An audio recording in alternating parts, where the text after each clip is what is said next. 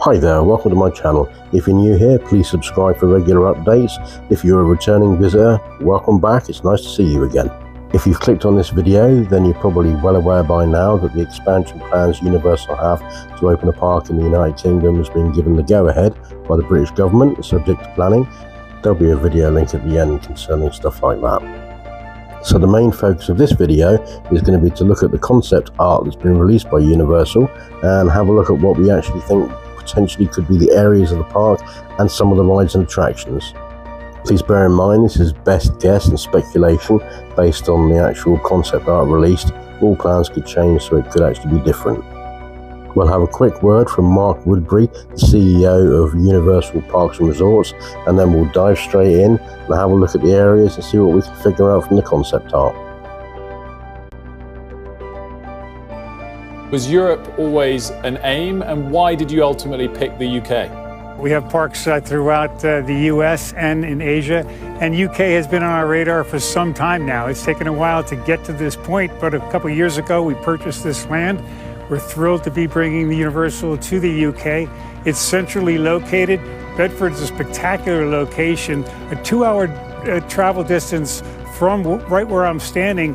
Almost half of the United Kingdom can reach this destination. Great connectivity to all transportation modes. So this is just a spectacular place to be. So from the concept art, it looks as though they're going to build all the lands around the central lake.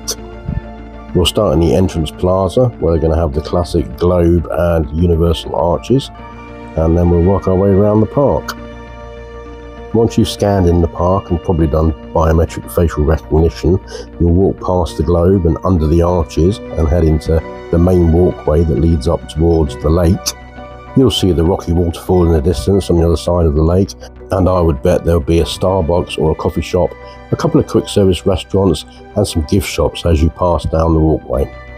There's been some speculation by other content creators that these buildings in front of you here on the actual main street just after you get to the arches might well be a 007 stunt spectacular show, similar to the Jason Bourne stuntacular show that they have in Universal Studios, which is just inside the entrance as well.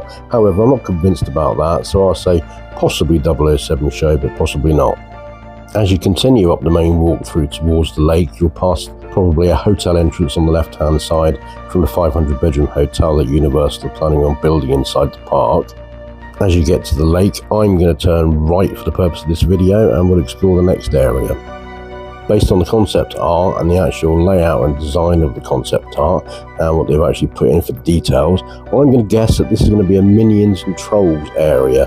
A bit like the DreamWorks land they've just opened in Universal Studios Orlando, Florida. There looks like there may well be a roller coaster on top of a building. This is very similar to one of Universal's other parks, which houses a large Minion area inside, which has a mock-up of a roller coaster on top of the building. Obviously, due to the vast amount of inclement weather we get in the United Kingdom, in England, it's probably a good idea they have one inside here as well. So I'm going to go out on a limb. I think they're going to actually have a Minion roller coaster on top of the building that you can actually ride in this park, along with at least one other ride, which will most likely be an indoor motion simulator, possibly based around Trolls or Minions.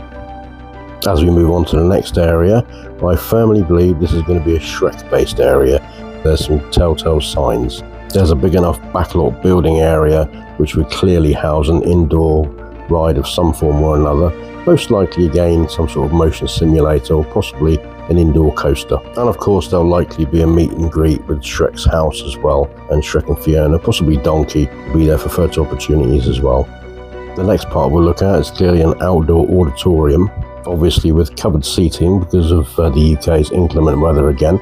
However, I believe this is going to be the 007 stunt show because I think they're going to liven things up and make it outdoor with explosions and water, possibly boats, that kind of thing. Again, there are mixed opinions on this.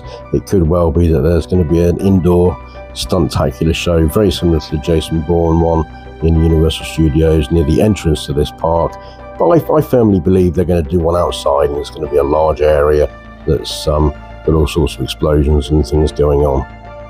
This brings us to the next area of the park, which I absolutely believe is going to be a wicked area of the park from the new Wicked movies. If you look carefully, you cannot miss the absolutely huge green roller coaster track outside that's got a bank turn or a horizontal helix, whatever you want to call it, over the lake. And that, I firmly believe, is going to be a wicked ride, and they're going to call it Defying Gravity, and it's going to be a broomstick ride type roller coaster. There are also 3 buildings in this part of the park as well, which again I believe will all be in the wicked area. One that's near the coaster could actually be to do with the coaster. Maybe there's a part where it goes indoors and there's a dark area. Failing that, I think one may well be an indoor motion-based simulator ride, which again could be flying a broom indoors in a motion simulator as opposed to defying gravity on the track outside. I don't know, again, speculation, but pretty sure there's going to be a wicked area in this park, along with a wicked restaurant, I expect, where you can get some wicked food. Moving on to the next area of the park, you'll go past the rock formation and waterfall and go over a bridge. Well, there's 2 or 3 bridges it looks like you can cross over to get to what I believe is going to be a Jurassic World / Jurassic Park area. It certainly looks like it by the shape of the roofs. It looks a lot like the Discovery Centre and Thunder Falls Terrace in Universal Orlando Islands of Adventure's Jurassic Park. On the top side of the Jurassic World Jurassic Park area on the map, it looks like there's a large backlot building which clearly is going to house some sort of indoor ride, be it an indoor coaster or a motion simulator or a combination of both, possibly like Gringotts is in the Wizarding World of Harry Potter. And of course there's bound to be a quick service restaurant and kiosks and possibly a table service restaurant too, like there is at some of the other parks.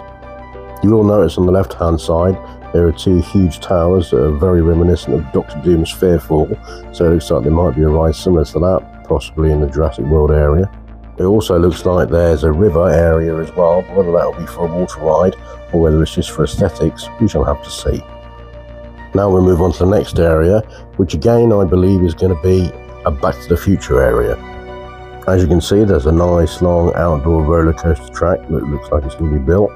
It looks like at one end there's a steep incline, which will obviously produce a rollback as well, so you go backwards.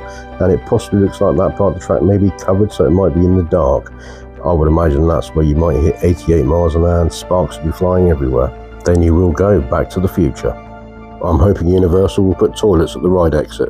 I also think that Universal have intentionally not included the clock tower in the building because it would make it blatantly obvious what the ride was going to be. I also think they'll do a quick service themed diner that you see Biff and Marty in during the movies. Now we'll head over to the last area we're going to look at, which is Paddington Land. Although it's not particularly clear in the concept art, there is a carousel there with what looks like Paddington Bear's hat or possibly an umbrella over each carriage, which is a bit of a giveaway. There also seems to be a giant jar of marmalade on the left hand side of this little area, which again is another one of Paddington's favourites.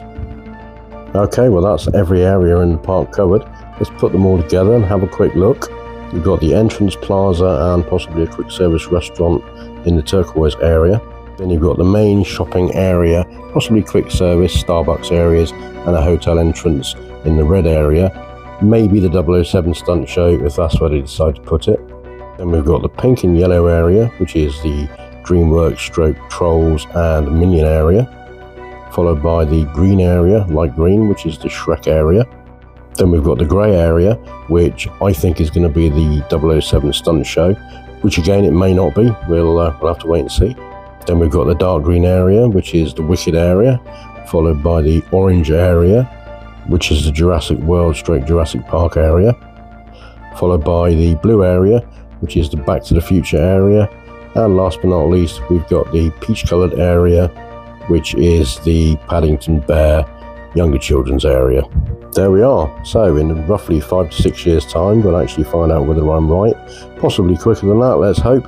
It depends on when Universal decide to release information on it. Please leave any comments you've got in the comment section below in relation to what you think is going to be at the park and where it might be, and whether you think I'm right, wrong or nowhere near. And by all means please share this to anybody you think might be interested, and subscribe if you want further updates in the future. I'm going to leave you now with the last comment from Mark Woodbury, CEO of Universal Park and Resorts.